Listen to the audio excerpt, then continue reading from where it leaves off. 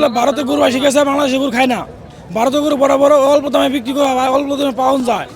বাংলাদেশি গরু ছোট ছোট, মাংসটা কম, এই জন্যই ভারতে বাংলাদেশি গরু নিবার থাকে না কাস্টমারে।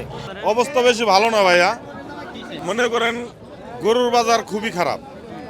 এখন মনে করেন 1 লাখ টাকার গরু আইসা কয় 40,000 টাকা, 1.5 লাখ টাকার গরু আইসা কয় মাত্র 1 লাখ টাকা। এভাবে মানুষ কিভাবে ব্যবসা করবো, বাণিজ্য করবো? আমরা পথের ফকির হয়ে গেছি এখন বর্তমান। সেপনিল প্রাণঘাতী জীবাণুদের বিরুদ্ধেও দারুণ কার্যকর। এখনো গরু মনে করেন আনছি, যে গরুটা আনছে আমাদের এখনো বিক্রি হয় নাই। আর যে কটা বিক্রি করছে মানে সবটা জিনিস আমাদের লসের বাকি।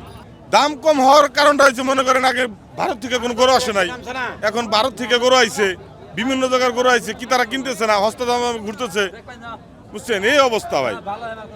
এখন সরকার কি বলছে, ভারত থেকে গরু আসবো না। এখন মনে করেন ভারত থেকে গরু আয় পড়ছে, বুঝছেন? এটা সরকারের গাফিলতি, এই অবস্থা, বুঝছেন? আর কি বলবো ভাই।